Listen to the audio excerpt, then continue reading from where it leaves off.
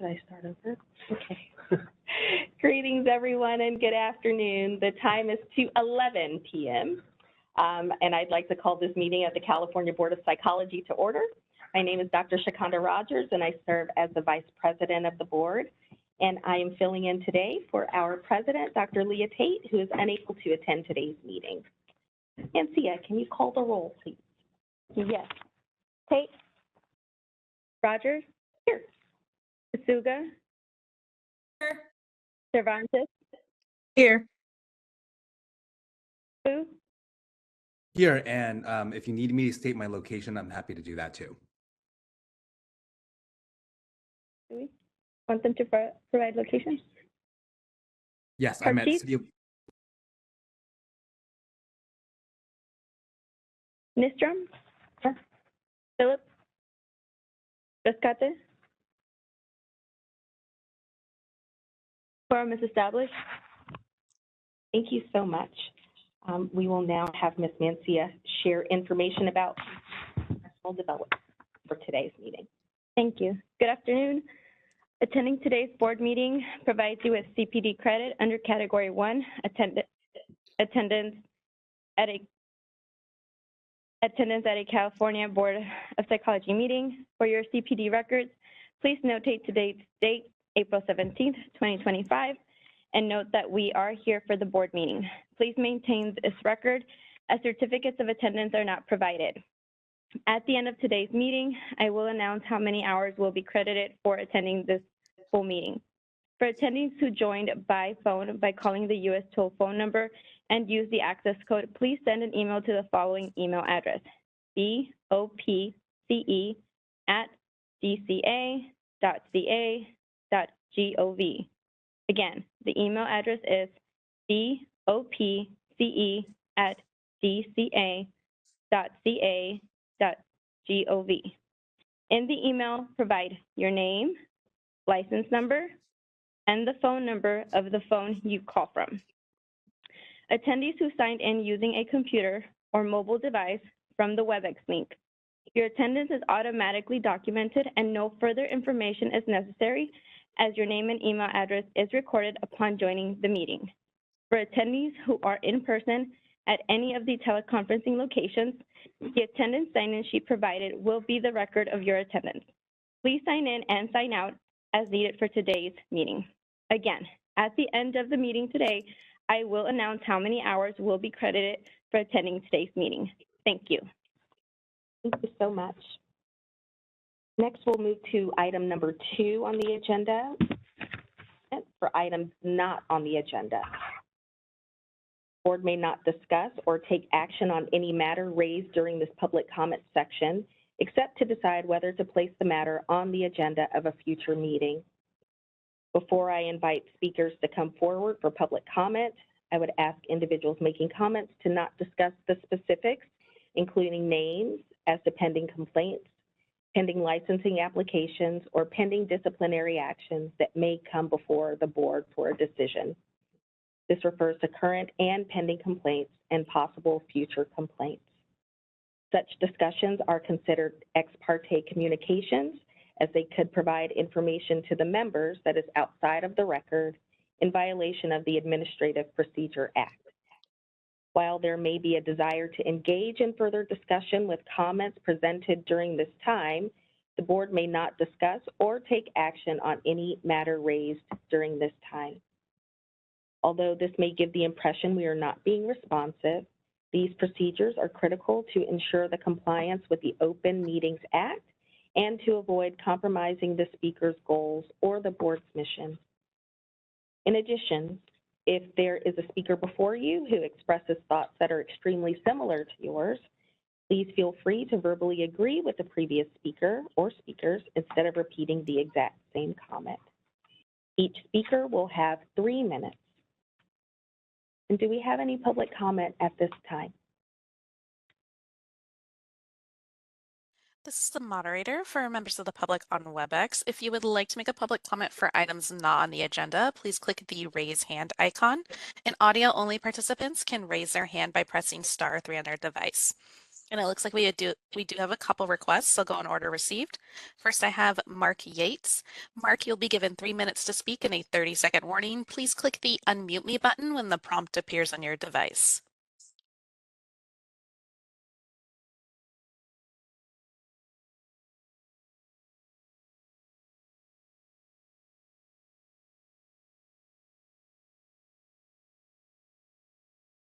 All right, and Mark Yates, I'll want you to click the unmute me button when the prompt appears on your device.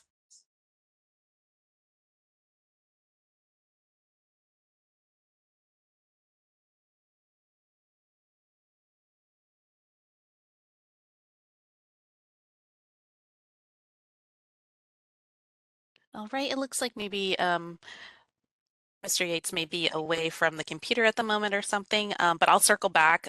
Next, I have Margareta Bassino, PhD. And Margareta, you'll be given 3 minutes to speak and a 30-second warning. Please click the unmute me button when the prompt appears on your device.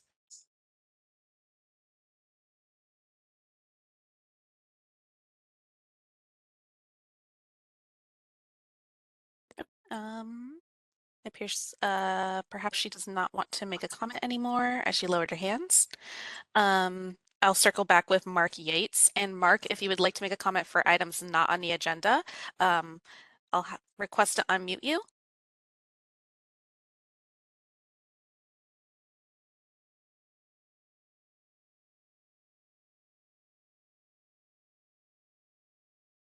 Hello. Hi. Right, you are unmuted. I'm sorry. I don't know why I was unmuted. It was a mistake. Oh, no So, worries. yeah. Okay. Let me go ahead and lower your hand and I'll put you back on mute. Thank you. Excellent. Thanks. Take care. I'm here. All right, this is the moderator. Appears there are no further requests on WebEx. And just to confirm that there are no requests at any of the in-person locations. That's correct. There's no one here in the West Hollywood location. No one in San Diego. No one in Oakland. No one in Hercules. And no one in Cerritos.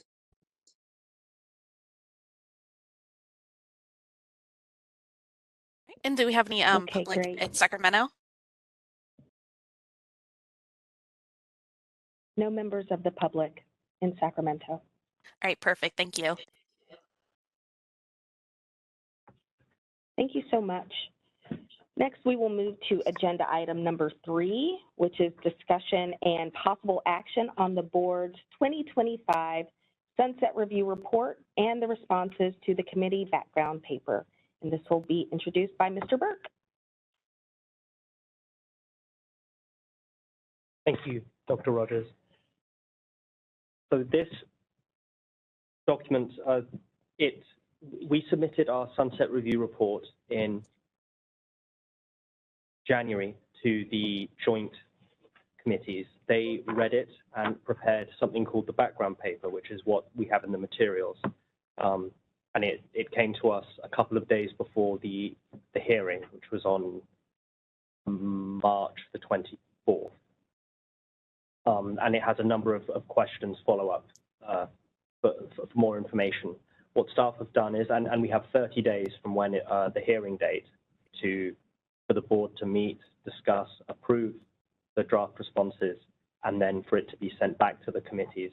They'll look at what we've said, and then it will become and then the information contained therein will become our sunset bill.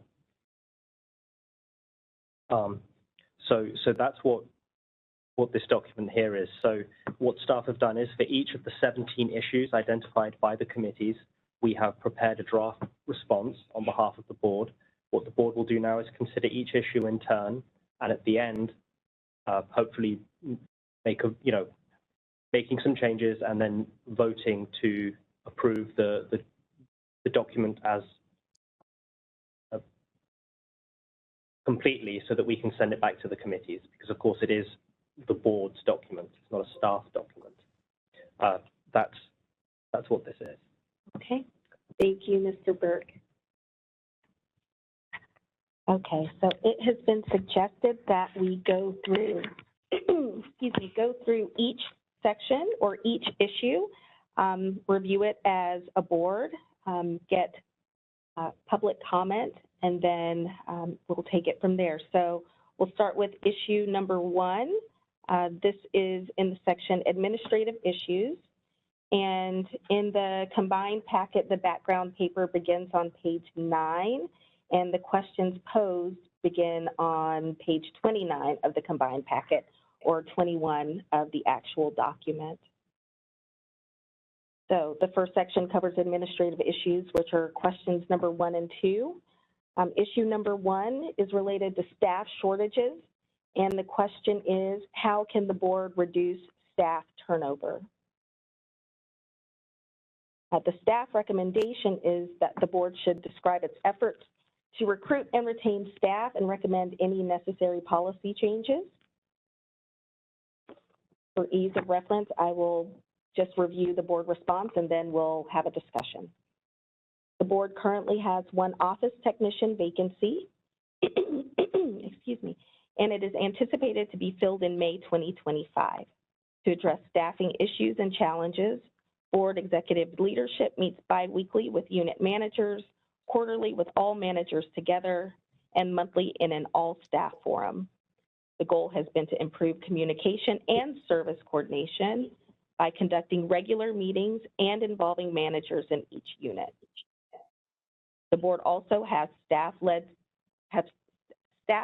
Spirit Committee, which organizes special events where staff can interact with each other in a more social environment. The board believes these regular in-person meetings, the availability of telework, and management's openness to training and staff career development will continue to reduce staff turnover. Do we have any comments or questions from board members?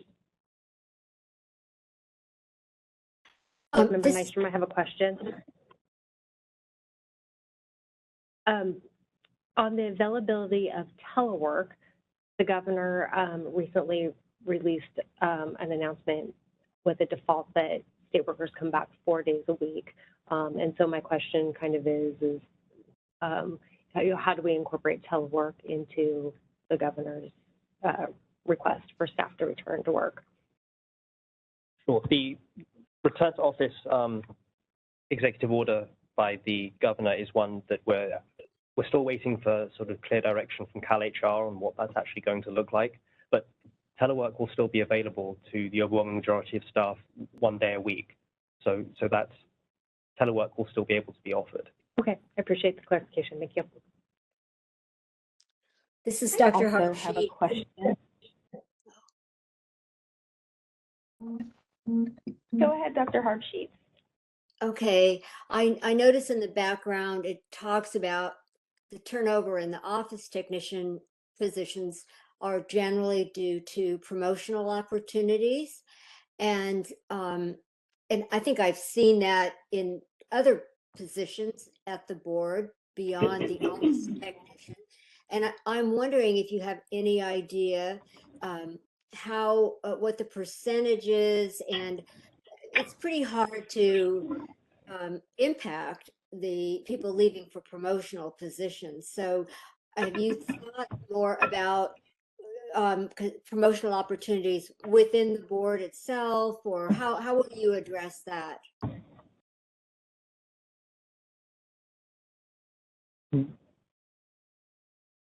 We have made several promotions during the last sunset cycle with people from office technician to staff services analyst. I can think of at least 2 examples. And there are examples of an office technician, getting promotion opportunity outside of the board, which we welcome. It's sort of the entry level technician position, really the staff position. So it's not common, I think, for technicians to come in and remain technicians for a very long period of time. It's natural that they promote out. We did, during the pandemic, have real issues hiring some technician positions, as we did for all vacancies. The number of applicants, even for analyst and management positions, was very low. Things are starting to normalize, go back to pre-pandemic levels. So we've been able to more often than not, there were periods where we would have to go out 3 or 4 times before we were able to find an acceptable pool of candidates to even do interviews. Now that's really not the case. We haven't had to repost a position for, excluding the executive officer position, for quite some time. Does that address your question? I'm sorry. Yeah. It's just, I mean, I think that's just a difficult one, that people are going to go for promotional positions. And I know you've been great about, giving the opportunities within the board itself, but that's a pretty tough one to work around. And I'm just wondering what your thoughts were, but that's helpful. Thank you, Mr. Burke. I have one question, Mr. Burke.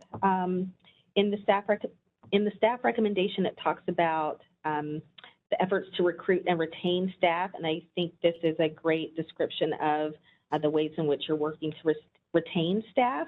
Are there any new or different efforts that you've used to recruit people to fill these positions?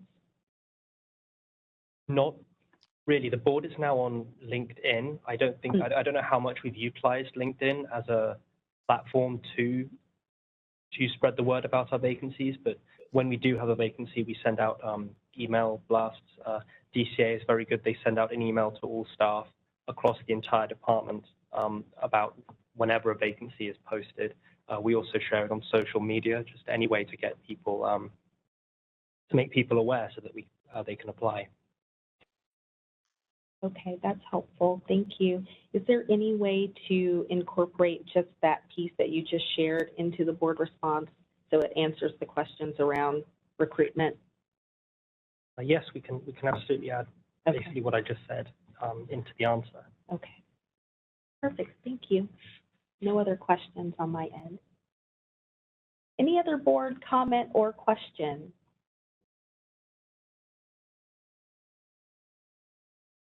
Okay, seeing none, can we open it up for public comment, please? This is the moderator for members of the public currently on WebEx. If you would like to make a public comment on this item, please click the raise hand icon. Or if you're an audio only participant, you can raise your hand by pressing *3 on your device. And while we wait for people on WebEx, I'd like to confirm if there's any public at any of the in-person locations. No public comment in San Diego. None here in West Hollywood. No public comment None in in Sacramento. Cerritos. No public comment in Hercules. There's no public comment or anyone in the public here in Oakland. All right, and this is the moderator. Also appears there is no request for public comment on WebEx. Okay, great. Thank you so much. And we'll move to issue number 2, which is subject matter experts. And the question is, how can the board increase its pool of subject matter experts? The staff recommendation, to load on the screen there. Okay, thank you. The staff recommendation is as follows. The board should explain whether recent outreach efforts have been successful, identify additional recruitment and retention strategies, and evaluate the board's ability to pay SMEs more. And the board response is based on the applications received within the last 2 years. It appears that the board's recruitment efforts have been successful. Most of the applicants listed the board's email announcement and newsletters as the source of information regarding the expert program. The board will continue to send out emails to an expanding pool of licensees and publish recruitment articles in the quarterly newsletter. Outreach opportunities for board staff and current experts may also be helpful with recruitment efforts. The board is not currently able to increase fees for expert services due to budget restrictions, but this can be reevaluated in the future. Any board comment or question at this time?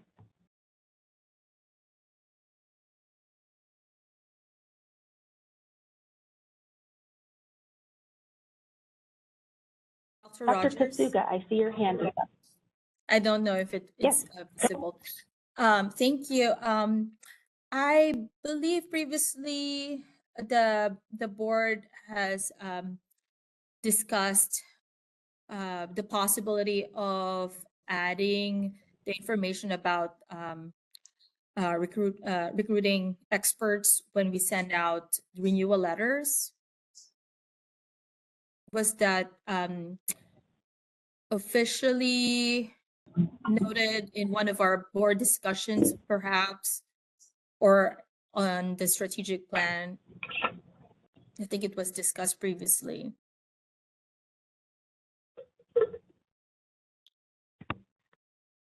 Yes, it was discussed at a meeting. I don't think those notices are currently going out, but it's something that we are looking at. This is Dr. Harpsheets. I remember when we did discuss it, there was some mention of the number of applicants who were interested in becoming experts and how many were actually qualified. Do we have any idea how many have been added?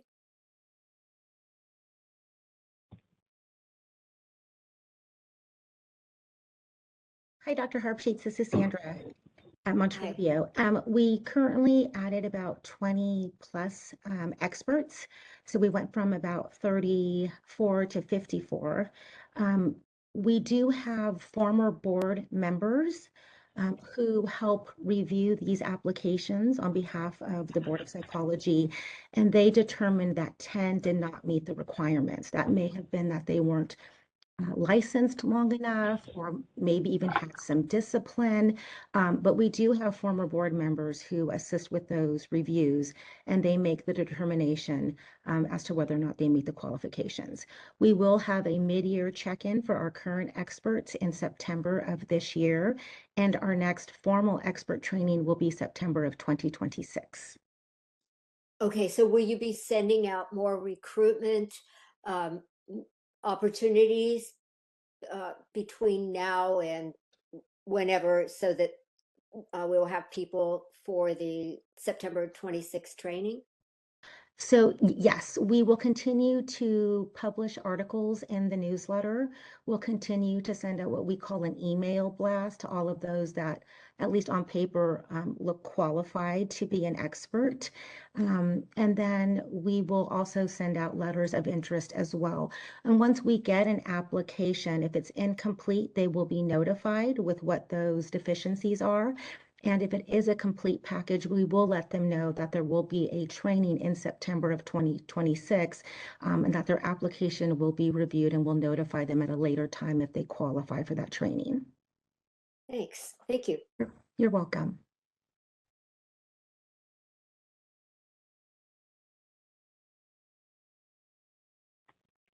Any other board comment or question? Okay. Well, let's open it up for public comment. All right, this is the moderator for members of the public on WebEx. If you would like to make a comment on this item, please click the raise hand icon, or if you're an audio only participant, you can press *3 on your device. All right, and then just to confirm that there are no public present at the in-person locations. None in San Diego. None in Sacramento. None here. None in Cerritos. None in Hercules. All right, and this is the moderator. Appears there are no requests on WebEx. Okay, great. Thank you.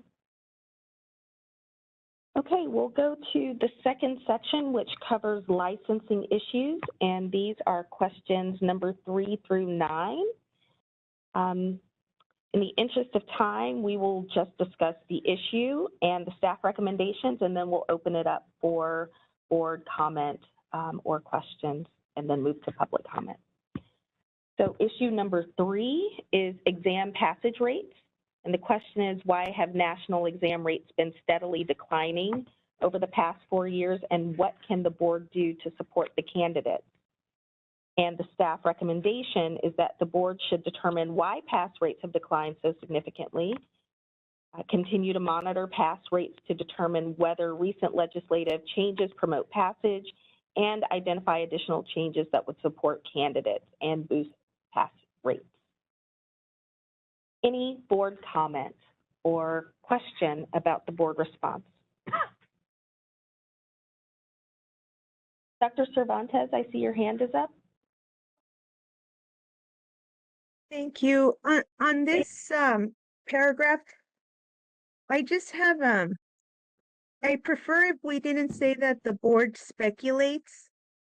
We have staff has spent time gathering, analyzing and gathering data, and this was a conclusion of the folks there at DCA, the experts. So this is in the second statement. There could be many contributing factors. The board believes, or something more direct. I don't think we're speculating on that. I would agree. Yeah, we can certainly will remove speculates and put the board. Can we point back to the information that was provided to us? Yes, we can reference the OPES presentation on the declining pass rates that we had at our meeting last February.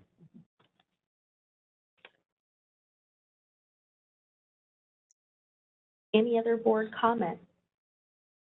I'm wondering if COVID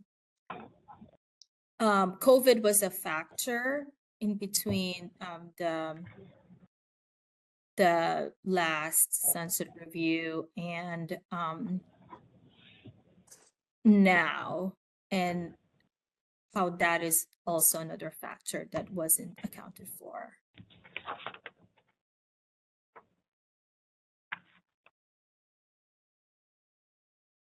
Just a disruption from COVID.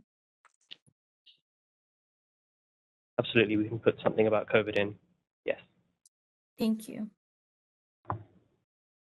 Thank you so much, Dr. Kazuga. Any other board comment or question before we open it up for public comment? Okay, seeing none, let's move to, I'm sorry, go ahead. It's me, sorry. I have a comment. I'm sorry, I'm getting technical. Okay. Here's a comment that I have on this item before we move on. On the comment about the passage rate being lower in California than in other states, I wonder if we could speak to, we have more open requirements than other states do about who can sit for this exam.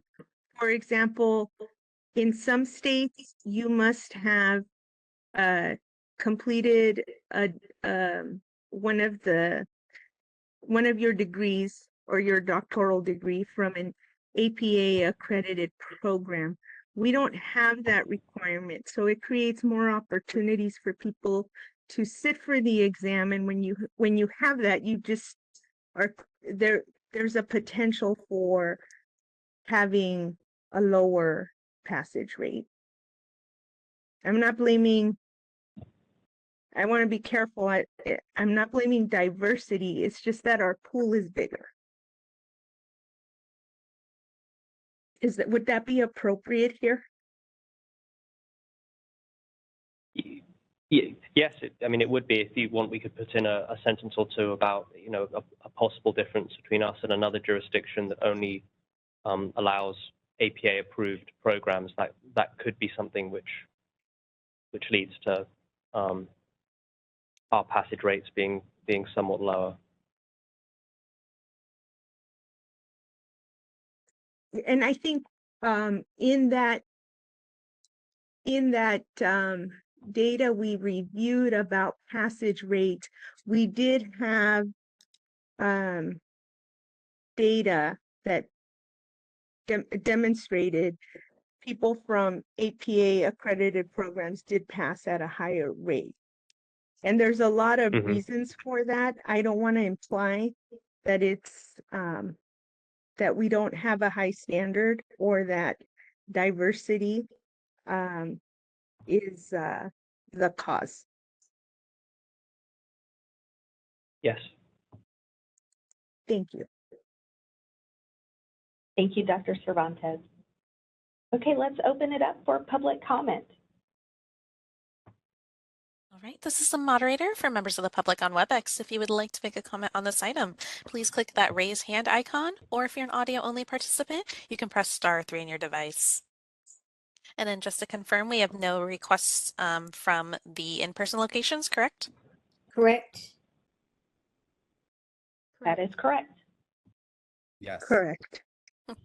All right, and it looks like we do have a request for public comment on WebEx. 1 second. All right, I have a public comment from Quinn Austin Small, and Quinn, you'll be given 3 minutes to speak and a 30-second warning. Please click the unmute me button when the prompt appears on your device.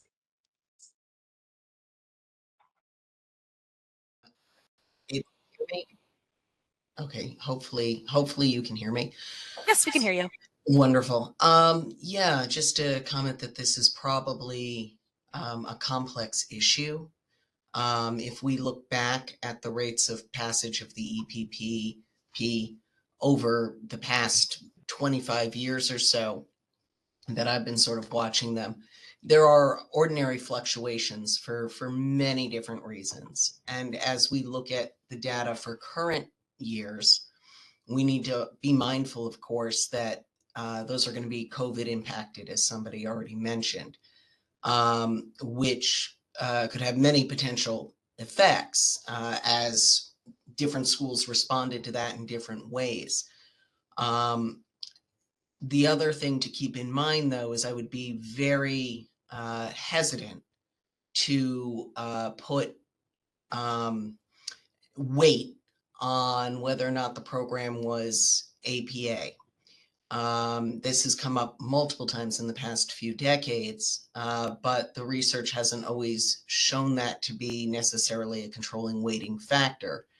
And I, keep in mind all the time that the Aragosi programs and the School of Professional Psychology programs, which were both multi-state schools that were APA accredited at that time, did not always have high passage rates, and ultimately not only have closed, but are eligible for total school loan cancellation based on the fact that they were eventually found to be of such poor quality. So APA in and of itself is a complicated issue, but to see that as a mark of quality or a mark that somebody would be more likely to pass the EPPP is an erroneous distinction in my view. And I think we need to probably research this more closely to see about cohort effects and changes to the exam itself. And it would take a lot of complex statistical analysis to differentiate that from the typical pass-fail cycles that we see over time as the test gets changed and modified. Seconds. Thank you.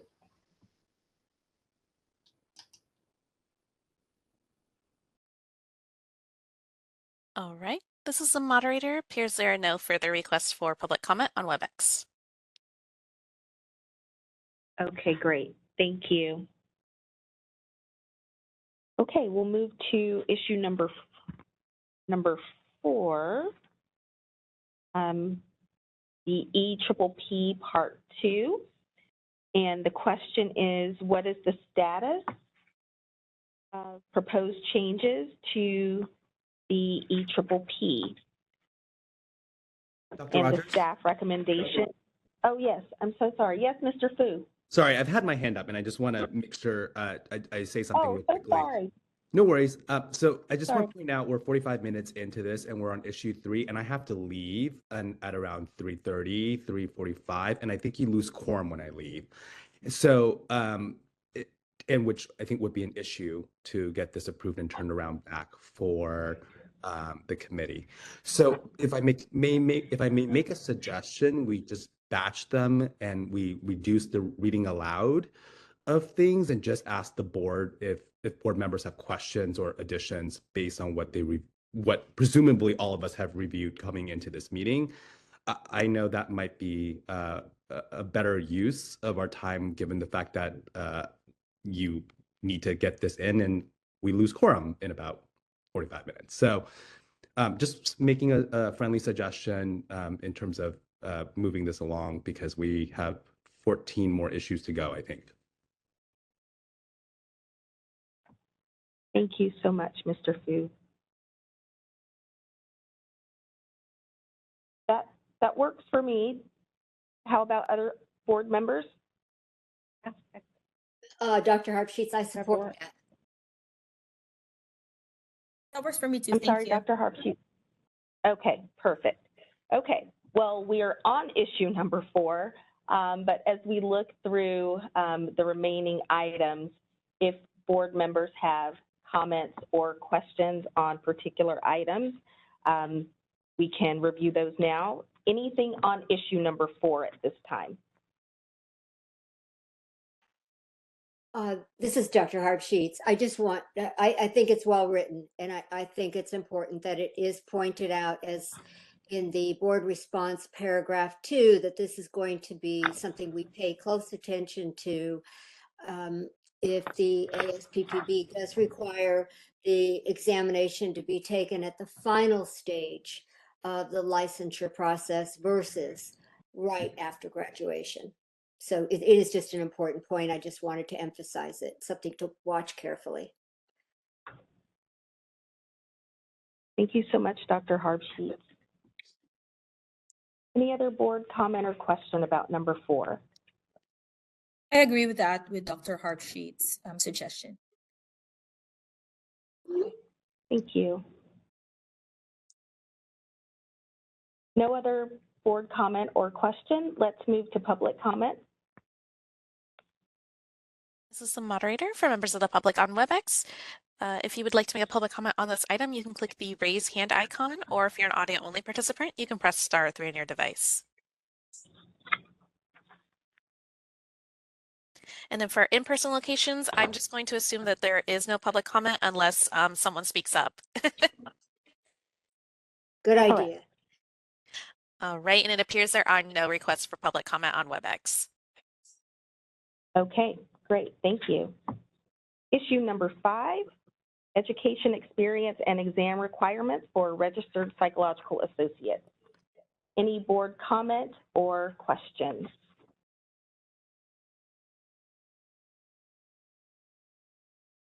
Okay, seeing none, we'll move it to public comment for number 5.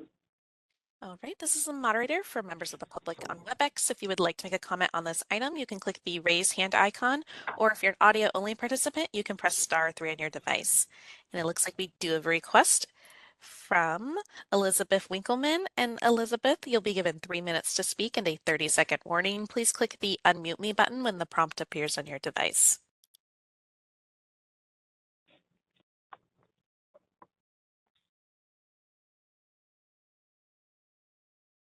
With the California Psychological Association.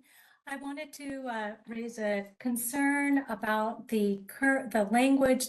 I may not have seen the final language you're looking at here, but the language that I did find in the report includes a reference to passing the comprehensive exams.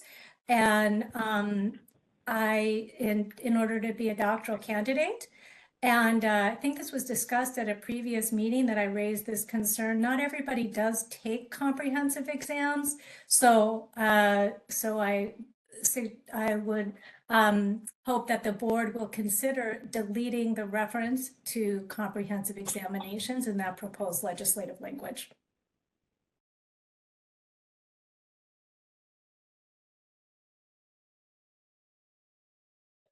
Well, would you Thank you, Dr. say, Winkleman. this is Dr. Harpsheets. Dr. Winkleman, would you say have passed preliminary doctoral exams were required by the program? Or would that be too specific? What are your thoughts? I think that I would suggest considering simply deleting that, but certainly if it's the board's wish, they could put if required by your program. I just wouldn't want to see that that language was in there and that it could hinder some people who are in programs who do not have those preliminary exams. Sorry, I was saying comprehensive, that's what they called it in my school. Yeah. But it's, yes, it referred to as preliminary exams. So either option would be fine, but it just shouldn't be mandated, obviously, for programs that don't even have that. Yeah. Well, it might be good to say have achieved have achieved advancement to candidacy as defined by the program. The app, so that however the school defines it would be what we would then accept. What do you think of that? Again, I would probably consider, it's the board, up to the board's discretion what you think would work best. I would keep it simpler. I would just probably say 3 years of postgraduate study and leave it at that. Yeah, sometimes the 3 years of postgraduate study actually gets tricky when you look at specific ones. And they might be combining doctoral program, previous master's program. And I think what we've been most concerned about is that it is actually advancement to candidacy in the program itself, in the doctoral program. But maybe Ms. Chung could help us there too. Ms. Chung, could you please comment and maybe add to the discussion? Did I mute it? Hi, can you hear us? Can you hear me? Yes. Okay, perfect. Yes. Thank you, Dr. Harvey. So, yes. So from our experience, it doesn't seem that that requirement has been a hindrance in our applicants, but if the board would like to see more details about it, we could see if we can have some statistics about that. That we deny or like we couldn't advance an applicant in the process because of that factor. But as I recall, since the days that I've been with the board, it doesn't seem that we have that issue that I'm aware of. Does that address your question, Dr. Harpsheets? Yeah, I think so. I think so. I think we generally have looked at, does the school identify them as having advanced to candidacy? We don't usually even see whether the doctoral exams have been passed. Correct? If I may, Correct. This is adding new language. This is adding the doctoral candidate preliminary exams to 2 parts of this law, so that even if it hasn't been a barrier in the past, it might become more so in the future. And if I recall from the previous board discussion, there were examples even amongst the board members themselves of programs that did not have the preliminary exams. So, again, I think it might be more of a restriction now than it was previously because of the way that the new language is structured. And I think it's a good point that if the school has identified the person as having advanced to candidacy, that's acceptable to us. And so maybe the language that we use is just that they have the qualifications of the master's degree and advancement to candidacy for their doctoral program or something like that. Ms. Chung, does that feel broad enough for you based on the work you've done?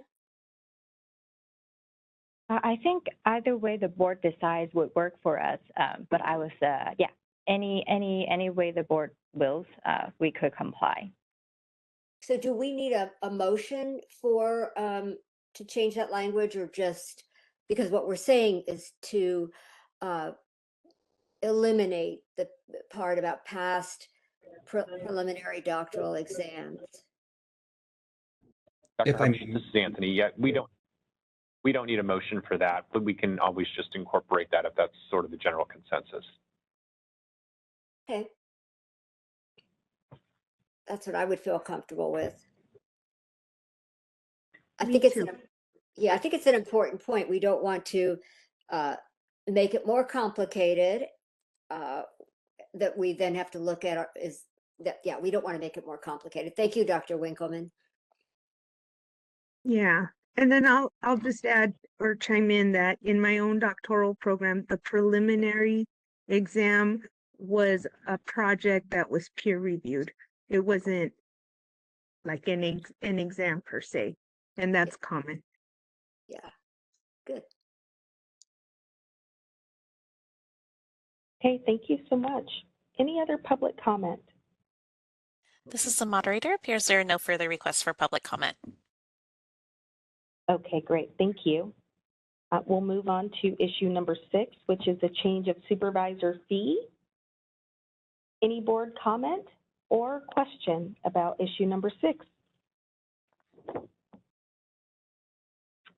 Okay. Seeing none, we will move to public comment for issue number 6. This is a moderator for members of the public on WebEx. If you would like to make a public comment on this item, you can click the raise hand icon, or if you're an audio only participant, you can press *3 on your device.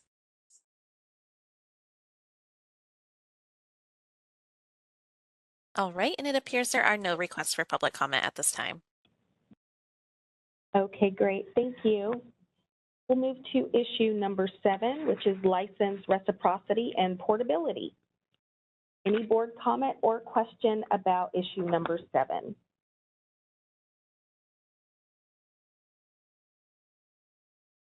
Okay. Seeing none here, we can move to public comment for number 7. Okay, this is the moderator for members of the public on WebEx. If you would like to make a comment on this item, you can click the raise hand icon, or if you're an audio only participant, you can press *3 on your device. All right, and it looks like we do have a request from Quinn Austin Small. Quinn, you'll be given 3 minutes to speak and a 30-second warning. Please click the unmute me button when the prompt appears on your device.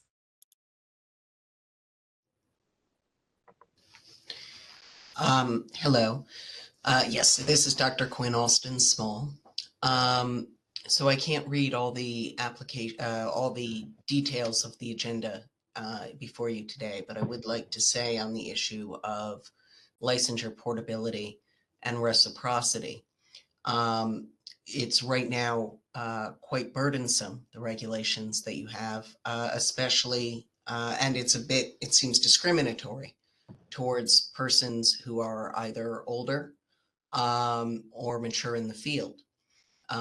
To insist that persons from outside of California get their pre-doctoral licensure verified by their supervisor is often something that is impossible for persons who may be licensed over a decade, or their original practicum may be 20 plus years ago. And those programs may not be in existence. Those clinics may not be there. They may have supervisors who are deceased. The only provision at this time is to get a CPQ or the PBB certifications.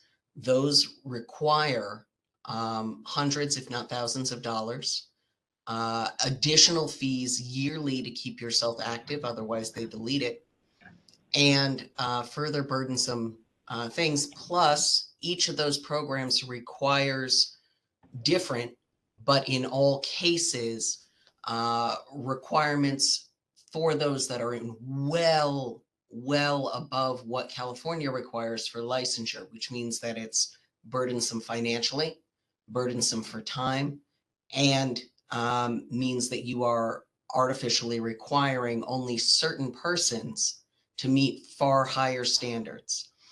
I would respectfully suggest that we consider instead a reciprocity process for persons who are licensed in good standing, 5 or more years, 10 or more years. That seems reasonable. That does not require that verification of experience, which may be impossible. Alternately, if they can present clear documentation or something that shows that happened, that could also be acceptable. Or allow post licensure verification and 30 seconds. endorsement. Any of these things. Otherwise, you have a whole bunch of people that might benefit the state that can't get in the door.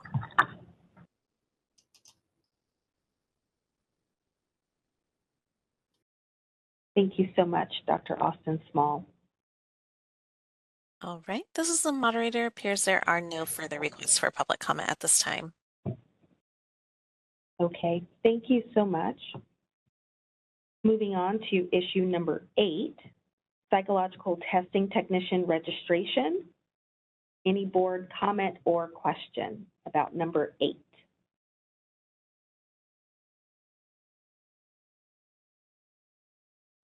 Okay, seeing none, we can move to public comment for number 8.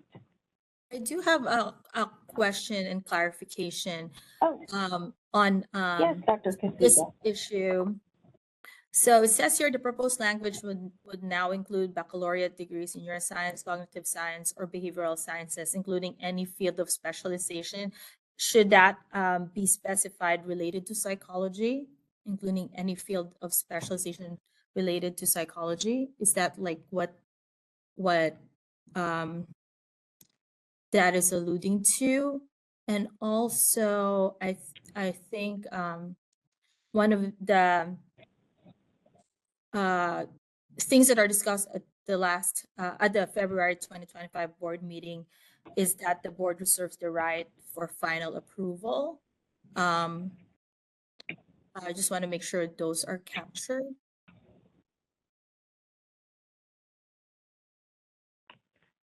Yes, that language that the board adopted in February is the language that we've submitted in the Sunset Review report, and that's essentially in our answer to this. We just say yes, we agree with CPA's proposal, and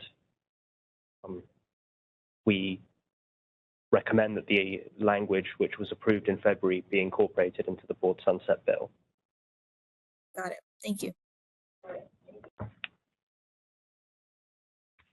Thank you, Dr. Kasuga. Any other board comment or question about number 8 before we move to public comment? Okay, let's move to public comment for issue number 8, please. This is the moderator. For members of the public on WebEx, if you would like to make a comment on this item, you can click the raise hand icon, or if you're an audio-only participant, you can press *3 on your device.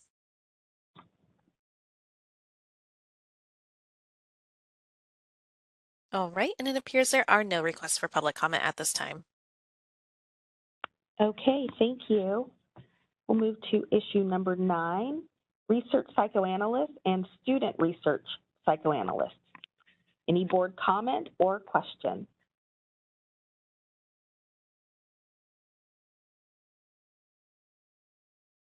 I don't see any hands raised, so we can move to public comment for number 9. All right, this is a moderator for members of the public on WebEx. If you would like to make a comment on this item, you can click the raise hand icon, or if you're an audio-only participant, you can press *3 on your device. All right, and I do have a request from a call-in user, call-in user 919740. You'll be given 3 minutes to speak and a 30-second warning. I'm going to request to unmute you, and it's going to prompt you to press *6 to unmute yourself.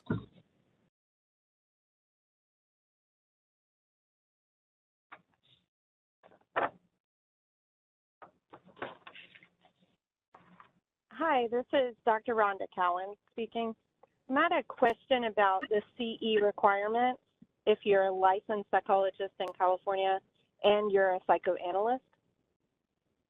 Which CE requirements would you follow, or would you be required to meet both?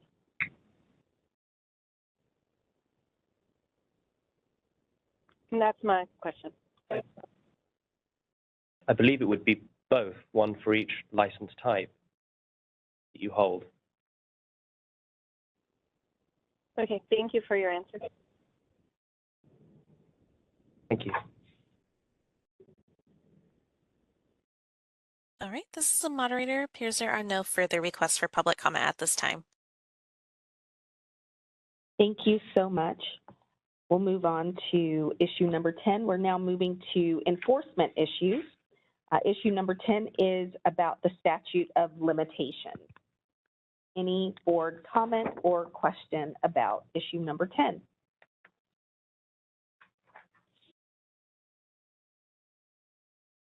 Seeing none, we can move to public comment for issue number 10, please. This is the moderator for members of the public on WebEx. If you would like to make a comment on this item, you can click the raise hand icon, or audio-only participants can press *3 on their device.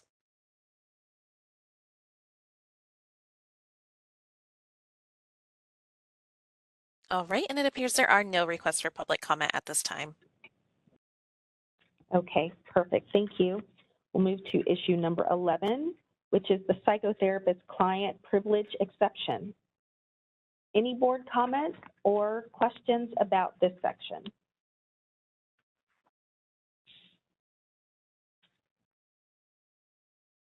Seeing no hands, we can move to public comment for item number 11. This is the moderator for members of the public on WebEx. If you would like to make a comment on this item, you can click the raise hand icon, or if you're an audio-only participant, you can press *3 on your device. And it looks like we have a request from Tyler Rind. And Tyler, you'll be given 3 minutes to speak and a 30-second warning. Please click the unmute me button when the prompt appears on your device. Good afternoon, Tyler Rindy with the California Psychological Association. First, want to thank you for including in the hand carry the letters of concern that have been submitted by stakeholders on this issue. I know that you're all very well aware of our concerns on, establishing a psychotherapist patient privilege exception for board investigations.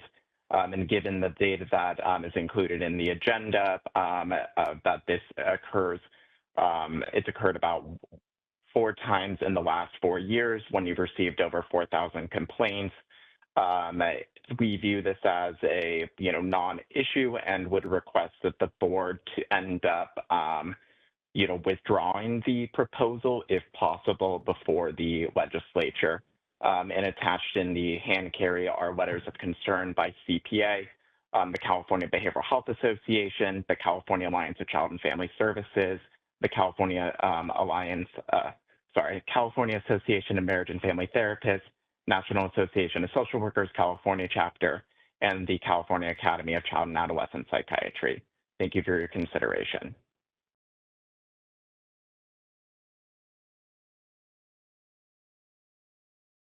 All right, this is the moderator. Appears there are no further requests for public comment at this time.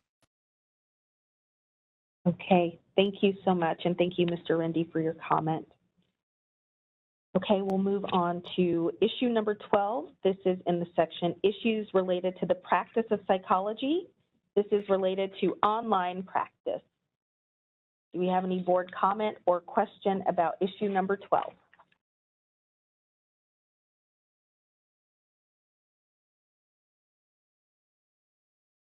Okay, seeing no hands in the list here, we can move to public comment. This is the moderator For for number 12. the members of the public. If you would like to make a comment on this item, please click the raise hand icon, or audio-only participants can press *3 on their device.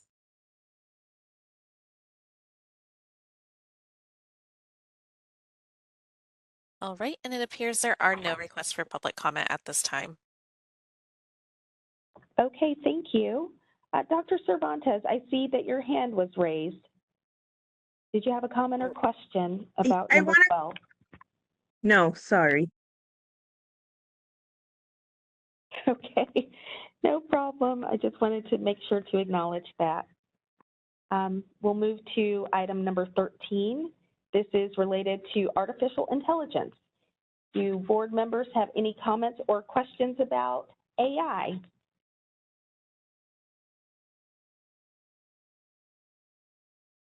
Dr. Cervantes? No, Do I I have it do. right this time? Okay. Yes. I'll be brief.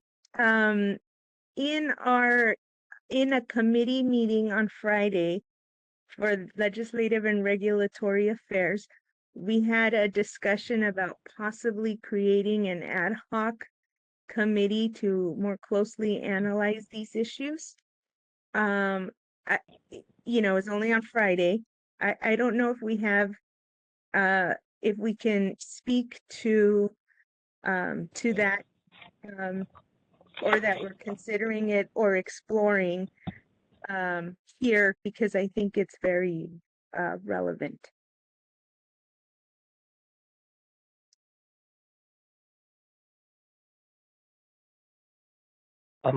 Yes, it was discussed in the on Friday, and it's certainly a large area. We also the board looked at the bill that's been proposed to create for a state workforce, a task force related to the developing area of AI.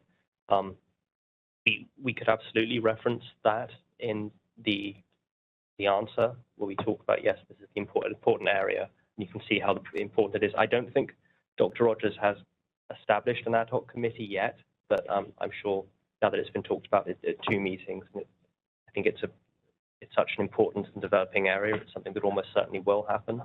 I can talk to her about that. To see if, we could say that one has been established in our answer. Is that what you would like? Dr. Tate, I'm sorry. Yes, or at least to speak to that we're exploring that possibility. I mean, it's kind of all happening in real time, so it's hard to say we've done it already, but we're certainly taking these things very seriously. Mm-hmm.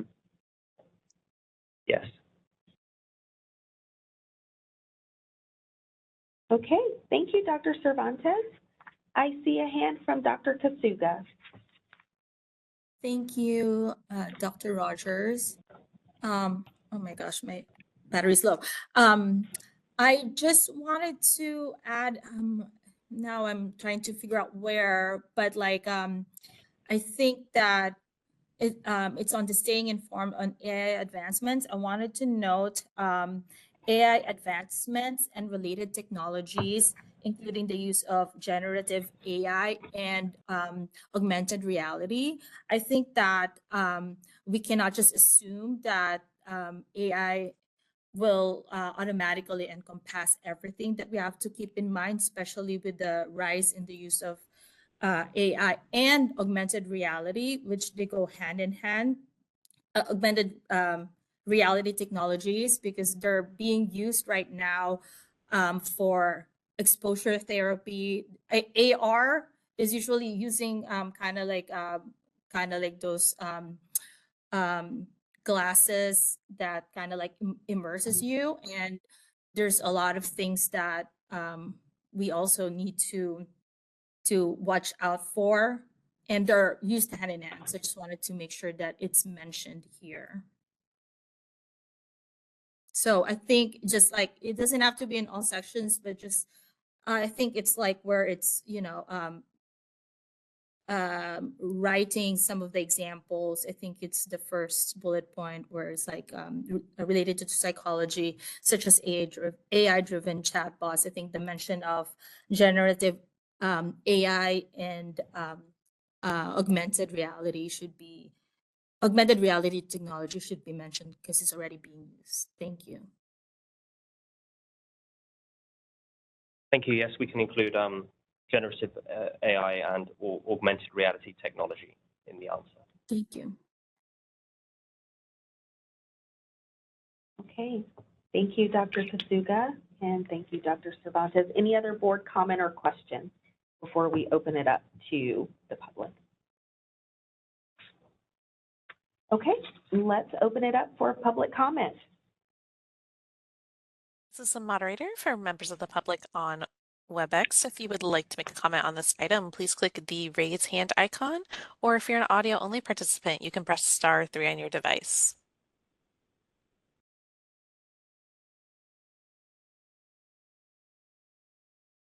All right, it appears there are no requests for public comment at this time. Okay, fantastic. Thank you.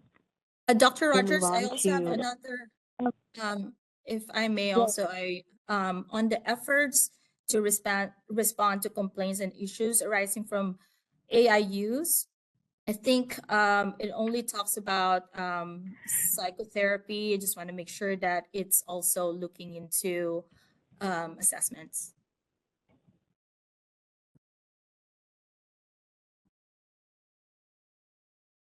Looking to what, sorry? I think the audio dropped. Using AI technologies in psychotherapy and assessments. And assessments. Okay, great. Thank you. Or diagnostic tools. Thank you. Thank you, Dr. Kasuga. Let's move on to issue number 14. Oh, I'm so sorry. Oh, no problem. Sorry. Issue 14 is temporary practice. It's a hand carry item. This arose from, at our hearing, Senator Anjali Ashby made it clear that she feels that our current out-of-state provision with the 30 days doesn't have an appropriate tracking mechanism built into it. We had asked originally to sort of clean up the definition of whether the days are consecutive or non-consecutive, but it's clear from the committee question and from the question we were asked at the hearing that they would like us to essentially adopt language that mirrors what the Board of Behavioral Sciences did to several of their license categories, which essentially it's an attestation where the applicant through Breeze will essentially give us some information about, yes, they're licensed in good standing at the doctoral level in another state. This client that's come to California, who's going to be practiced on by them, is a pre-existing client, and the dates where they'll be doing it. And that way we know in case there's some consumer harm, because the concern that was expressed was currently we don't know if people are doing this, when people are doing this. There's no indication that it's a really burning concern. We don't get many, I don't think we've got any complaints related to people making use of the 30-day temporary practice provision, but it's clear that the committees and particularly Senator Ashby are concerned. So what I did was I went and looked at, and in the materials you can see I included the fact sheet, the language the Board of Behavioral Sciences has, as well as the FAQs from the Board of Behavioral Sciences website. And I essentially changed the language a bit, so it would be an amendment to Business Professions Code 2912, which mirrors the language that BBS currently has. And that's what's in the material. So the board hasn't seen this language before, because it really is something that came out of the hearing and then from the way the question was worded to us, the way the issue was worded, it's something that I think they would like us very much to address. So I just wanted to give this one a bit of a heavier introduction than the other issues, which we're much more familiar with. Is there any board comment?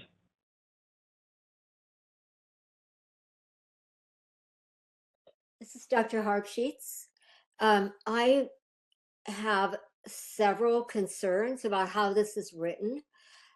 One concern is about how will we have to add some procedures within the licensing unit to manage this.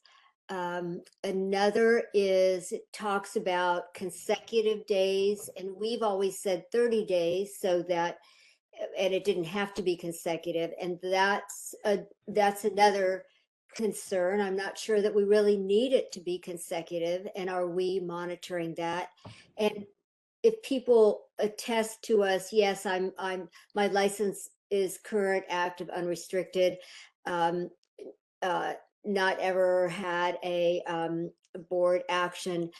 Are we supposed to look into that? It just seems like there's a lot we have to think about before we adopt something like this. I understand that if we can include it in the sunset, then that saves us a lot of time down the road. But I think there's so many aspects of it we really need to think about to see if this really represents what's right for us as a board. Dr. Harpsheet, this is Anthony. I wanted to at least put it out there for against a policy thought. One approach is to go with this and then tweak the language that is ultimately comes out of a sunset bill. That's certainly one approach. The worry I'm having is if we need to get a response and don't have the language but have the deadline, I'm wondering if at least getting this and then tweaking it could be an option that kind of takes care of all of the touch points on this. I see. Yeah, and so if, for example, if we use this language that talks about 30 consecutive days, and later we looked at it and said, well, we're not sure that we want consecutive days, can we tweak it in that way to just leave that out? You would remove the word consecutive in legislation to change that. Okay. We could do that now. You could do it now. We could do that now if the board, and I know the board with the proposal we originally had, the clarification was to go to non-consecutive, to make that explicit. So that BBS has consecutive, we could easily put in this is our language that we're recommending, requesting. We can easily change it to non-consecutive. That's not a problem at all. Yeah. I think it's more practical to say non-consecutive for us because 30 days means it presumably this is somebody who was a current client and has moved into California, and now we have to help them. Let's say I'm an out-of-state provider. I'm trying to help them find somebody in California, and 30 days isn't particularly practical these days. So I think it's too limiting. Okay. So yeah, that's one of my thoughts. And then what about the question of practically managing it? Are we, I mean, it's just something to think about. I don't know the answers. It's something I think maybe the licensure committee might need to look at and present, and come up with some ideas to present to the board. But if we were to include this and then tweak it in, the licensure committee, say, here's the ways we would tweak it, present to the board. Does that work, Anthony? Yeah, my thought, and I defer to John on this, is he could certainly report out on how this is unfolding. As sort of this is how it's been going, which could help the board decide what the tweaks look like. Okay. And in terms of administration, really, my understanding from my conversations with our counterparts at the Board of Behavioral Sciences is this isn't a tremendously burdensome workload, in that once the functionalities in Breeze are turned on, and we know that should be, nothing in Breeze is particularly simple, but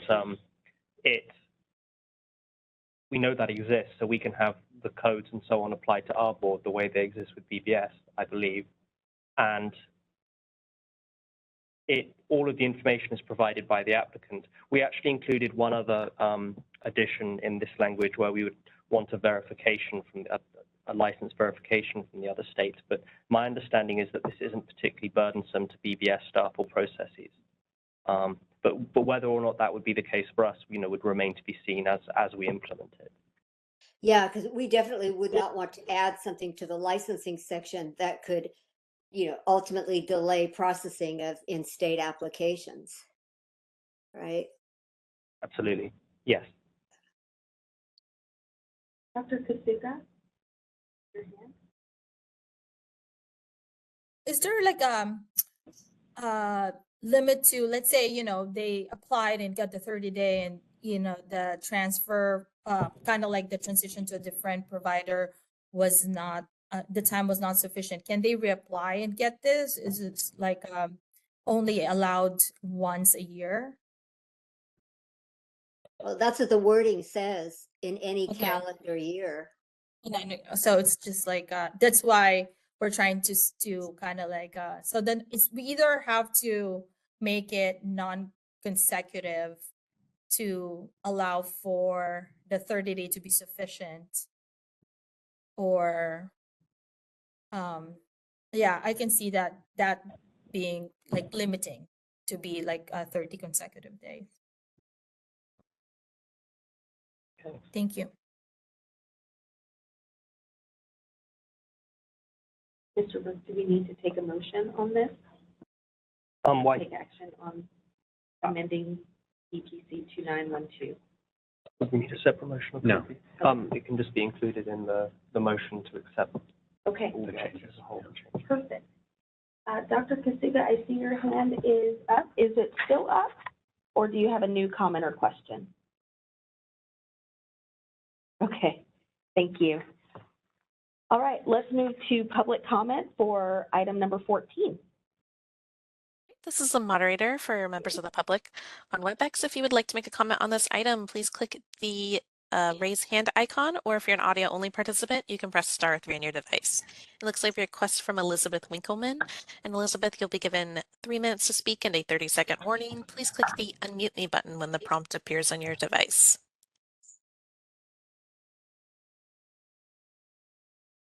Hi, Dr. Elizabeth Winkleman, again from the California Psychological Association. I wanted to raise a couple of issues. CPA does not have a position on this. Our board has not reviewed this, but I just wanted to raise a couple of points of information. So one is that the current language, although it's been interpreted as 30 non-consecutive days, the current legislative language is period of 30 days, which normally means consecutive. So I don't know that the initial legislative intent may have been non-consecutive, because that's the usual meaning of the word period.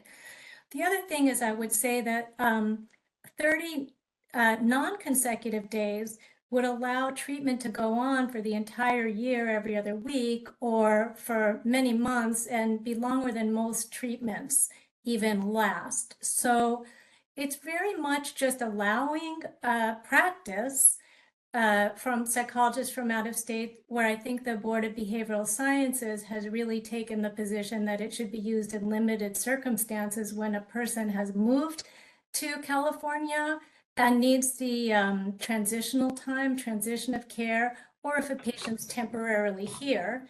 If you leave it as non-consecutive, that really just opens the door to like ongoing treatment. So I just wanted to raise that, and also that from what I've seen from other states, also 30 non-consecutive is among the most lenient, if not the most lenient, tying with the most lenient with a couple of other states in terms of how this is handled nationwide by those states that are not SIPAC states, that, or for psychologists that are non-SIPAC and go with the temporary practice laws. So I wanted to raise those points of information, and also that I've heard that sometimes it can take a very long time for people to get a letter from their board. So I would also suggest considering that you remove the need for a letter from the board, because that could slow things down in a way that it would not make people able to utilize this when needed, to request a letter from the other state's board, because some might do it quickly, some might take a very long time. And when there really is a need for this, temporary interstate practice, I don't think the intent would be to make it make it so hard by getting a letter. 30 seconds. If that process itself could take a very long time. So thank you for considering this a little bit more, in the context of other states and the general care that people receive as a typical care. Thank you. This is Dr. Harb Sheets. Dr. Winkleman, one thought I had when I mentioned the non-consecutive is if we have someone who is attending college, let's say in California, and wants to continue their ongoing treatment with attending college outside of California, and might want to continue treatment with somebody that they're seeing in this other state while away at school. And so that was my thought, because that comes up a lot, I think, with students. That's that's really an excellent point. I'm wondering, Dr. Harpsheets, if that might be better addressed by like 60, consecutive days, or even 90, but well, 90 is pretty much a whole treatment. But I agree, that does come up a lot.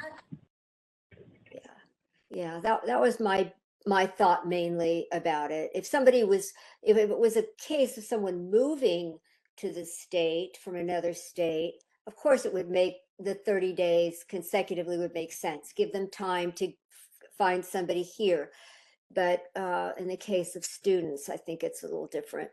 Yeah. Right. I would just wonder how to accommodate that without literally letting pretty much anybody do whatever they want. If it's 30 non-consecutive days, that's very, very wide open. Yeah. So I think it just makes the point that I think we have to have some time to really think these kinds of things through, because there's a lot for us to look at here from different perspectives. So, and maybe what Mr. Payne was saying is that we adopt it in some ways and then tweak it, however we can do that. Yeah, I think it's ripe for abuse, the 30 non-consecutive days, because that can be a once a week for 7 months. Right. And it's in the case of a student. Yeah, in the case of a student, it's not really abusing it. It's allowing for continuity of care. But you're right, there is that potential if it's a different kind of situation.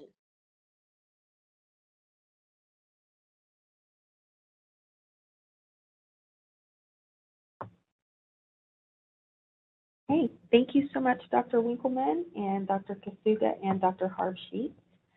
Is there any other public comment? This is the moderator. Appears there are no further requests for public comment. Okay, great. Thank you. We'll move on to item number 15, wait, the telehealth survey. Oh, I'm sorry. Before we do that, so where are we at with this? Because I'm just wondering if maybe Mr. Payne could give me some idea of if we adopt this as it's listed in this response document, what flexibility do we have down the road?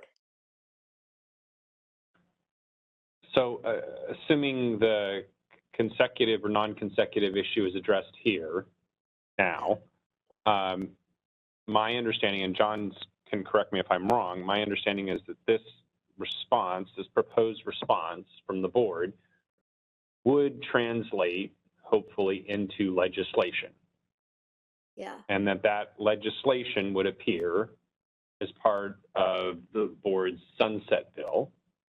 And in that sunset bill, it would theoretically be enacted into law, the governor would sign it, and then you would seek a legislative amendment to make any further tweaks to the newly created statute. Okay. So if we move forward with this, we're accepting the 30, not to exceed 30 consecutive days. I just concerned about it because of the college students. I mean, yes, it could be abused on one hand.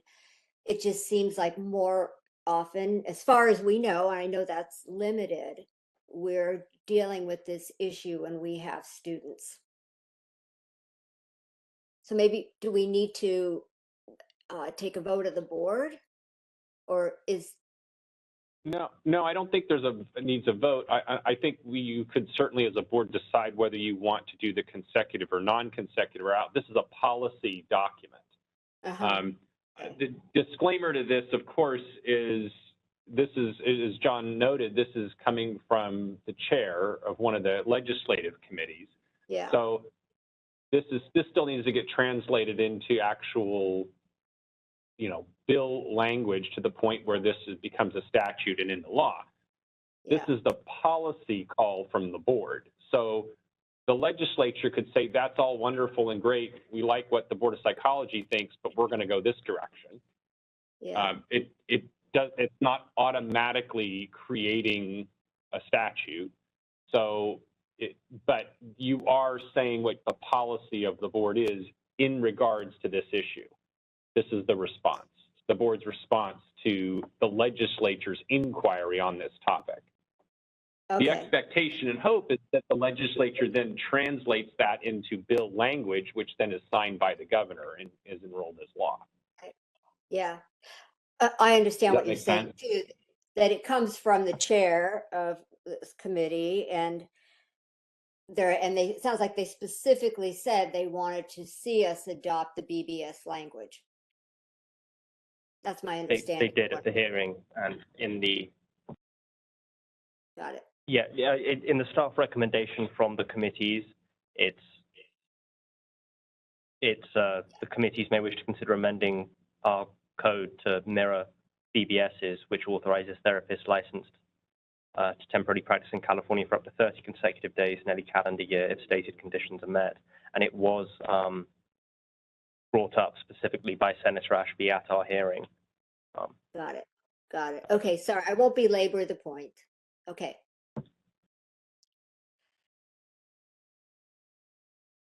So just to get clarity, right now, we're saying non-consecutive days in the calendar year.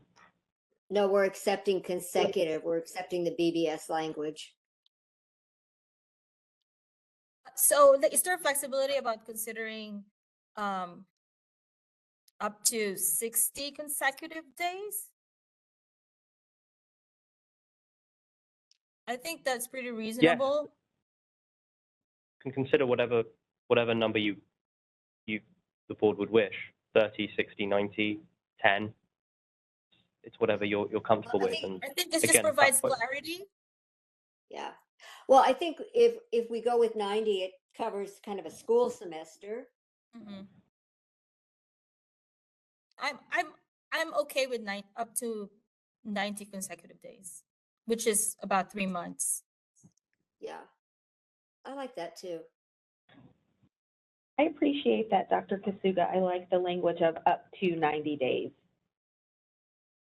So it Is gives up some to 90 flexibility for practitioners. Consecutive though, up to 90 Exactly. consecutive, right? Yeah. Mhm. Up to 90 consecutive days. Are there other scenarios other than college students? Because that could be a condition that you prove to us that your client is enrolled in a California institution of higher learning. It becomes 90 consecutive days. Oh, You don't yeah. have that. It's 30. That could be. Like that. But that. And more work for the staff to monitor that, though. I It can would just provide be another. examples.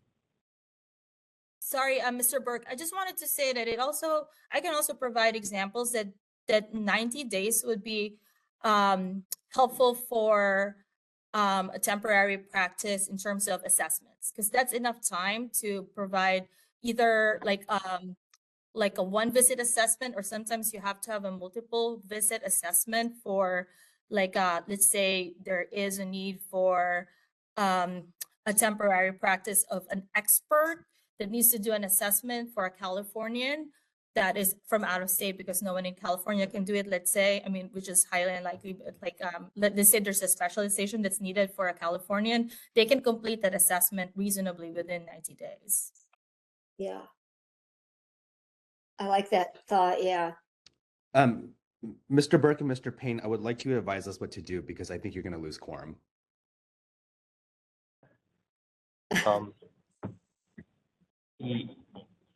Mr. Fu, this is a policy call for the board, not a legal call. So I would say the choices are to go as proposed, as staff proposed. That's an option.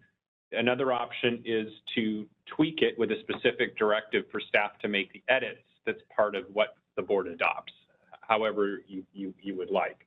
I take Mr. Burke's point that it sounds like at least the chair of the committee seems a little bit more predisposed to BBS's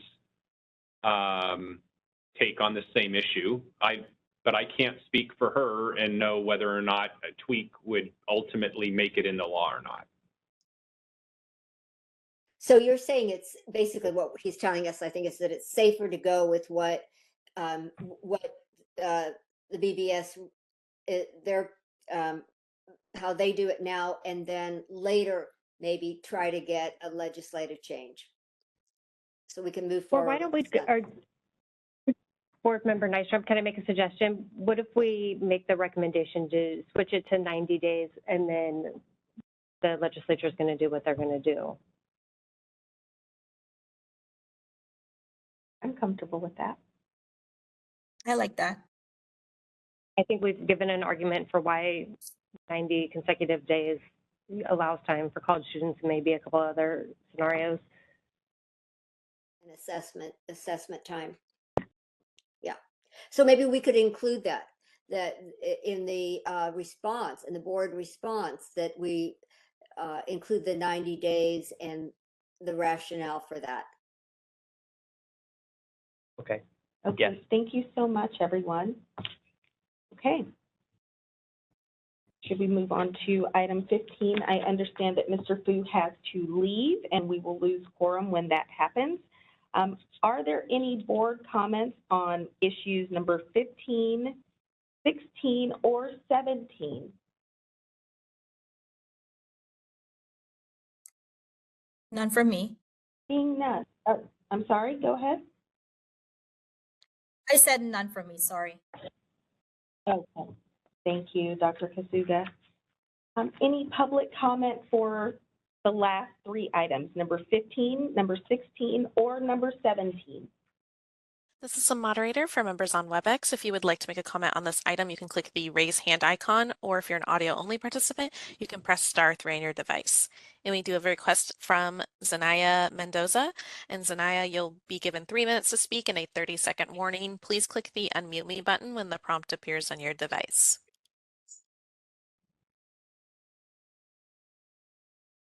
Psychologist licensed in California. I'm so sorry to belabor the point, but just the previous item, since it was brought up related to assessment, because the BBS language specifically is more about continuity of care, and one of the requirements is that it's an ongoing client. I think that, again, because of the nature of the possibility that a subject matter expert or some other kind of consultative person might not already have a pre-existing relationship, but is otherwise still appropriate for temporary practice, that should be considered in the language, because this wouldn't be the same case in that we're extending care, but that someone is being permitted temporarily to provide a service to a California resident that is appropriate. That was my only comment. Yeah, that's an excellent point. Because if it's an assessment, it's not continuity of care. Right, this is a so moderator. It appears there are no further requests for public comment. Okay, thank you so much. Now that we have concluded reviewing all of the items, is there a motion to accept the sunset report with all of the amended changes and recommendations? So moved. I move. A second. I believe I heard Mr. Fu make the motion, and I heard Dr. Kasuga second. Yes, ma'am. Okay, thank you. Can we call for the vote, please? You need public comment, Madam Chair. Oh, I'm so sorry. Public comment on the motion. This is a moderator. If members of the public on WebEx would like to make a public comment, you can click the raise hand icon or press *3 on your device if you are audio only. All right, and it appears there are no requests for public comment. Okay, thank you so much. If we can have the vote, please. Okay, Tate? Rogers? Aye. Suga? Aye. Cervantes? Aye. Fu? Aye. Harpsheets? Aye. Nystrom? Aye. Phillips? Rescate? The motion carries. Okay. Hey. Let's move to the next item, recommendations for agenda items for future board meetings. Note the board may not discuss or take action on any matter raised during this public comment section, except to decide whether to place the matter on the agenda of a future meeting. Any comments from the board? Any public comments? This is the moderator for members of the public on WebEx. If you would like to make a comment on this item, please click the raise hand icon, or if you're an audio only participant, you can press *3 on your device. All right, and I do have a request from Simone Ravisk. And Simone, you'll be given 3 minutes to speak and a 30-second warning. Please click the unmute me button when the prompt appears on your device.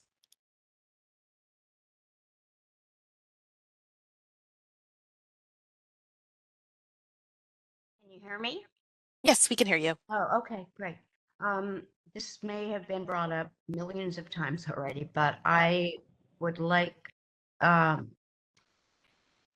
an exploration into why California does not have any mutual agreements with other states, which many of the other states have regarding licensure. The PACs, like PAC.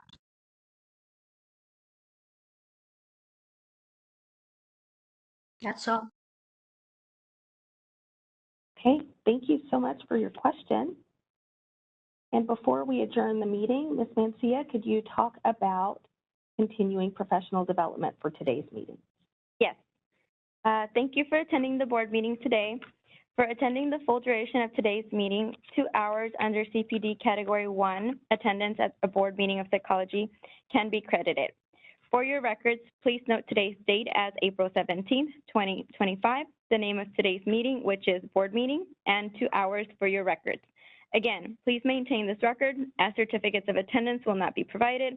For attendees who joined by phone and called the U.S. toll phone number, please send an email to bopce@dca.ca.gov. Again, that is bopce@dca.ca.gov with your name, license number, and phone number of the phone you call in from. Attendees who signed in using a computer or mobile device from the WebEx link, your attendance is automatically documented and no further information is necessary. Attendees who are in person at any of the teleconferencing locations, please sign out before leaving today's meeting. Thank you. Thank you so much, Ms. Mancia. The time is 3:49 p.m. and we will adjourn the meeting of the California Board of Psychology. Thank you so much for your time and attendance today. Thank you. Meeting adjourned. Thank you, everyone.